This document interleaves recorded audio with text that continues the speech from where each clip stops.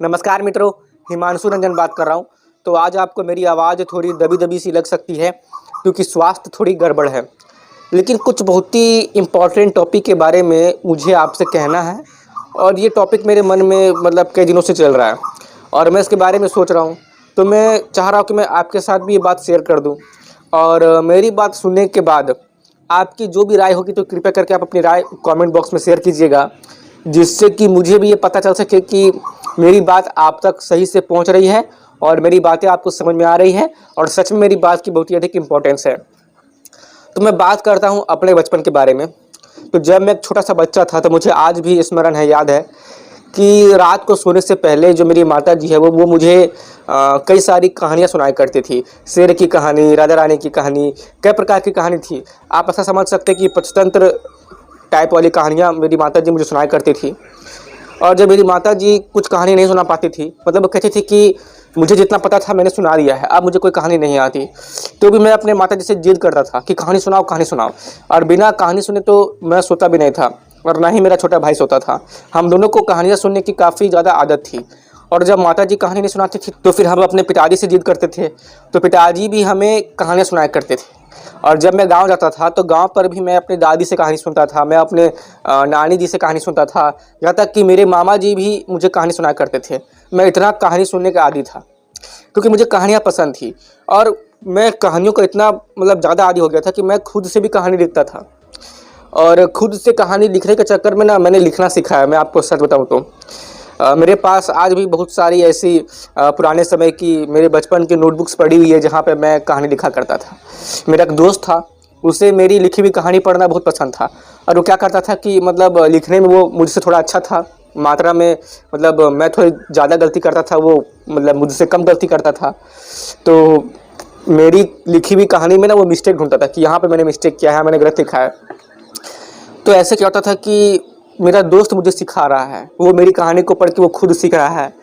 तो ऐसे हम दोस्त भी एक दूसरे के साथ मतलब सीखते थे, जानते समझते थे हम एक दूसरे को। और आजकल मतलब बच्चा मतलब जैसे जन्म लेता है 2-3 साल का हुआ कि नहीं, मतलब बैट बॉल लेके चल गया ग्राउंड में और खेल रहा है क्रिकेट। मैं आजकल अधिकतर बच्चों को देख रहा हूँ कि हर बच्चा क्रिकेट खेल रहा है। फुटबॉल तो कम ही है इंडिया में उसका क्रेज, भारत के अधिकतर जगहों में क्रिकेट का बहुत ही अधिक क्रेज है और बच्चे छोटे से क्रिकेट खेल रहे हैं। अब क्रिकेट खेलना बुरी बात नहीं है, कोई भी खेलो, हमें ग्राउंड पे जाके मैदान में हमें खेलना चाहिए। उससे शरीर अच्छा रहता है, स्वस्थ रहता है और शरीर का विकास भी सही से होता है। लेकिन जब मैं छोटा सा बच्चा था तो मेरे समय भी था क्रिकेट का क्रेज, मैं भी क्रिकेट खेलता था, आज भी खेलता हूँ जब समय मिलता है तो। लेकिन मैं और भी गेम्स खेला करता था, ठीक है, जैसे कि कबड्डी हो गया और भी बहुत सारे ट्रेडिशनल गेम होते हैं ना हमारे गांव के, है ना, बहुत सारे गेम हम खुद से बनाते थे, मतलब हम तरह तरह का गेम खेलते थे ना। और आजकल तो मैं किसी को देख ही नहीं रहा हूँ कि जो लुका छुपी खेल रहा है। हम लोग काफ़ी तरह के खेल खेलते थे, उसमें एक खेल था पकड़म पकड़ाई, तो छुआ छुई, पहाड़ पानी, और भी बहुत तरह के गेम्स थे जो हम खुद से बनाते थे, पत्थरों से हम क्या क्या बना के खेलते थे। तो मुझे लगता था कि मतलब अच्छा लगता था। तो जब भी मैं अपने बचपन के बारे में सोचता हूँ, उसे याद करता हूँ, तो मुझे किसी प्रकार की कोई शिकायत नहीं दिखती। मतलब मुझे लगता है कि मैंने अपने बचपन को अच्छे से जिया है, मैंने एंजॉय किया है, मैंने बहुत सारे नटखटपने भी किए हैं, ठीक है, मैंने जिद भी किया है बहुत ही अधिक काफ़ी सारी चीज़ों के लिए। तो मैंने अपने बचपन को सही से जिया है और मैंने काफ़ी सारे खेल खेले हैं। लेकिन जब मैं आजकल के बच्चों को देखता हूँ तो मुझे उनमें ये चीज़ नहीं दिखती। एक बात तो केवल वो एक ही खेल को जानते हैं और वो खेल है क्रिकेट। अब मुझे ये नहीं पता कि आपके यहाँ मतलब ऐसी स्थिति है या नहीं, हो सकता है कि आपके यहाँ पे स्थिति वैसी हो जैसा मेरा बचपन था। लेकिन मैं जिस जगह में रहता हूँ तो मैं यहाँ पर देख पा रहा हूँ कि यहाँ के अधिकतर बच्चों की, मैं सभी बच्चों की बात नहीं कर रहा हूँ, अधिकतर बच्चों की स्थिति ऐसी हो चुकी है कि वो क्रिकेट को छोड़ के और कोई गेम जानते ही नहीं हैं। छोटे छोटे बच्चे, 5-6-7 साल के बच्चे, और सबको बनना है क्रिकेटर, मतलब ऐसी मानसिकता बनती जा रही है हर बच्चे की। मैं ये देखता था कि पहले बच्चे बोलते थे कि मैं पुलिस बनूंगा, कोई आईएएस बनेगा, कोई डॉक्टर बनेगा। आजकल 90% बच्चे मेरे एरिया के हिसाब से अगर मैं बात करूं तो सब बोल रहे कि मैं क्रिकेटर बनूंगा और बहुत सारे गेम के बारे में जानते भी नहीं हैं। मैं देख रहा हूँ कि कबड्डी तो कोई मतलब खेल ही नहीं रहा है मेरे आसपास। भले आपके आसपास खेलता हो तो अच्छी बात है, मेरे आसपास कोई खेल नहीं रहा है। और सिर्फ मेरे आसपास की बात नहीं है, अधिकतर जगह मैं देख रहा हूँ कि कबड्डी मतलब बहुत बहुत कम लोग खेल रहे हैं। हर जगह केवल एक क्रिकेट क्रिकेट क्रिकेट क्रिकेट चल रहा है। अब मैं यहाँ पर क्रिकेट की बुराई नहीं कर रहा हूँ, मैं ये बात समझाने का प्रयास कर रहा हूँ कि जो हमारे भारत की जो ट्रेडिशनल बहुत सारे खेल है, लोग उसे खेलना बंद कर दे रहे हैं और खेलना बंद करेंगे तो शायद एक समय पे मतलब जो आने वाले जनरेशन है वो शायद भूल भी जाए कि ऐसी कोई गेम हुआ करती थी हमारे भारत में। अब जो भी हो, क्रिकेट तो विदेशी गेम ही है, खेलना अच्छी बात है, लेकिन जो हमारे भारत की गेम है लोग उसे छोड़ते जा रहे हैं, उस पर इतना फोकस नहीं कर रहे हैं। तो इस बात पे थोड़ा मुझे मतलब अच्छा नहीं लगता कि भारत की गेम को इतना महत्वता क्यों नहीं मिल रही, मिलनी चाहिए। आप क्रिकेट खेलिए ना, क्रिकेट से कोई मुझे आपत्ति नहीं, मैं भी क्रिकेट का आदी हूँ। क्रिकेट मैच टेस्ट देखना मेरा मतलब मेरा भी आदत है, मैं भी बहुत खेलता हूँ, बहुत खेलता था, अभी तो कम हो गया है, लेकिन और भी गेम्स मैंने खेले हैं। और आजकल के बच्चों में ये आदत भी नहीं है कहानी सुनने वाली, कहानी पढ़ने वाली, बचपन से ही मोबाइल मिल जा रही है। और मोबाइल में काफ़ी सारे कार्टून स्टोरीज है। अब मेरे समय में तो स्मार्टफोन का उतना ज़माना नहीं था, बहुत कम लोगों के पास था स्मार्टफोन, और उस समय काफ़ी महंगा भी आता था, लेकिन मेरे पास तो नहीं था। तो एक कीपैड फ़ोन था मेरे पास, मेरे पिताजी के पास, और उसमें एक मेमोरी कार्ड लगा रहता था, 2 GB का या 4 GB का, हाँ 4 GB का था, वो आज भी मेरे पास है। तो उस 4 GB के मेमोरी कार्ड में एक कीपैड फ़ोन में था वो, तो किसी दूसरे के फ़ोन में देखता था कि कार्टून स्टोरी है, उससे कुछ सीखने को मिल रहा है, तो मैं ब्लूटूथ के माध्यम से अपने मेमोरी कार्ड में वो कार्टून स्टोरी लोड कर लेता था और मैं खुद घर में देखता था।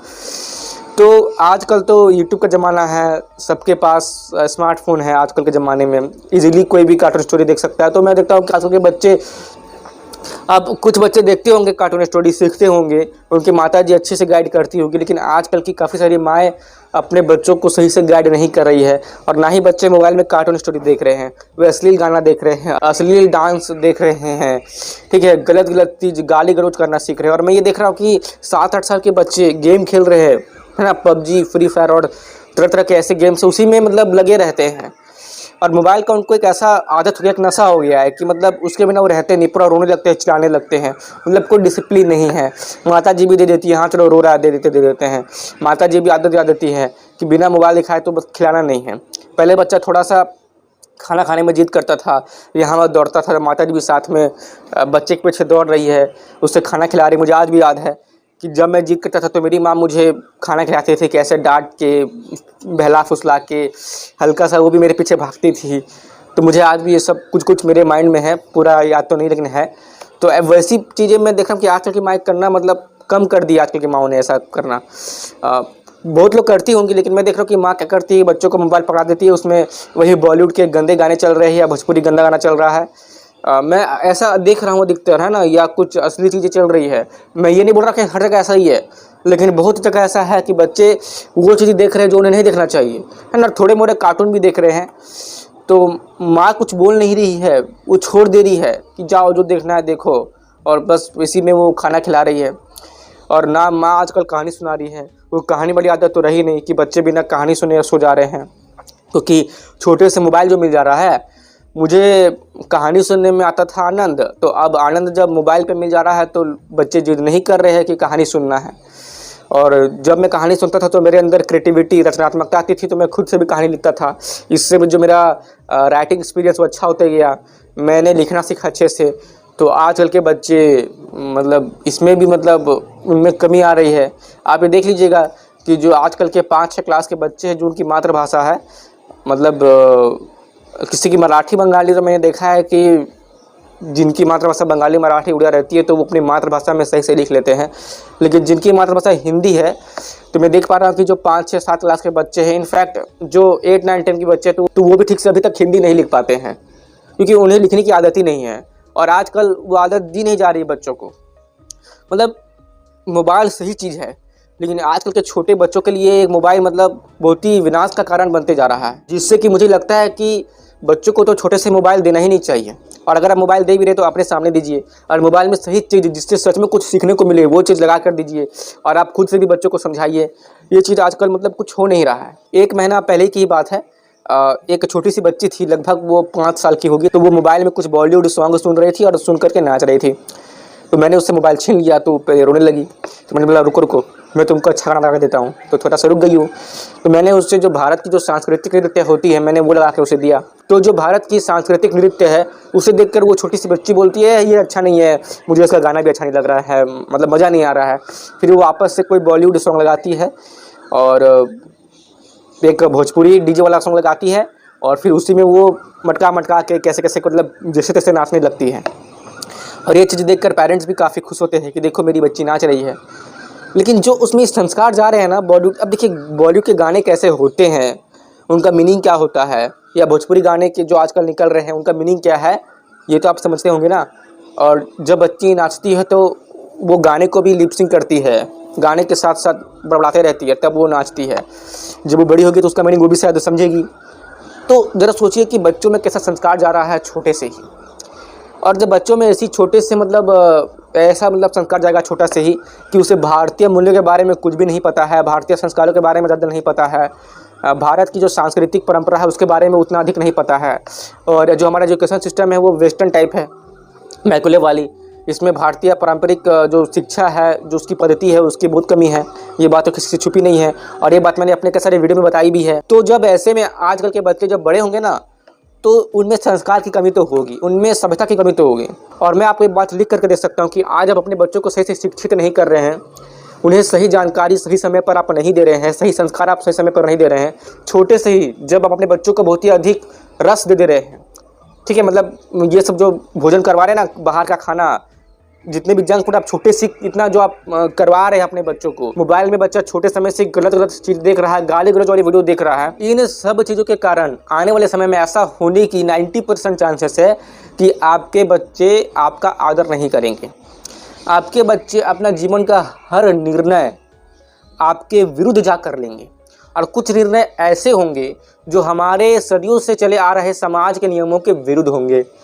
आपके बच्चे से आपको बहुत ही अधिक आपत्ति होने लगेगी। आपके बच्चे हो सकता है कि आपके लिए अपमान का कारण भी बन जाए भविष्य में, क्योंकि आजकल जो स्कूल कॉलेज में जो कल्चर चल रहा है वो कल्चर सच में सही नहीं है। आजकल ये जो गर्लफ्रेंड बॉयफ्रेंड बहुत ज़्यादा ट्रेंडिंग होने लगा है, छोटे से हर कोई नशा कर रहा है, लिव इन रिलेशनशिप ट्रेंडिंग में आ रहा है, विवाह से पहले पति पत्नी जैसा रहना, इसको कहते हैं लिव इन रिलेशनशिप। ये सारी चीज़ें बहुत ही ट्रेंडिंग में आ रही है। अश्लीलता मनोरंजन बन चुका है। आजकल की युवतियां अपने अंकों को दिखाकर फॉलोअर्स लाइक्स बटोरने में लगी हुई है। जो पुरुष है वो पुरुषहीनता की ओर जा रहे हैं, गलत कार्य कर रहे हैं, बिना गाली गलौज के बात नहीं करते हैं, गाली गलौज को ही मनोरंजन मानते हैं, गलत चीज़ को ही मनोरंजन मानते हैं। खान पान पूरा बिगड़ चुका है, क्या खाना है, क्या स्वास्थ्यवर्धक है, ये ज्ञान भी आजकल माता पिता देना बंद कर दिया है। उल्टा माता पिता गलत चीज़ बच्चों को खिला रहे हैं बचपन से ही, जबकि उन्हें कहानियों के माध्यम से अपने बच्चों को चाहिए समझाना कि क्या सही है क्या गलत है। जैसे कि मेरी माता जी या आपकी माता जी भी आपको समझाती होंगी, अगर आपको स्मरण होगा तो ये सारी चीज़ें बिल्कुल भी नहीं हो रही हैं। यानी कि मैं आपको बोलूँ तो ओवरऑल बच्चों में आजकल संस्कार जा ही नहीं रहा है, और जब बच्चों में संस्कार जाएगा ही नहीं तो आने वाले समय में इस बात की पूरी गारंटी है कि ना वो आपका कदर करेंगे ना भारतीय परंपरा का कदर करेंगे। वो बस माई लाइफ माई चॉइस जैसी मूर्खतापूर्ण चीज़ में फंस के रह जाएंगे, और वो अपने साथ साथ पूरे समाज को बर्बाद कर देंगे, तहस नहस कर देंगे। और ऐसा होने से आप रोक सकते हैं, मैं रोक सकता हूँ।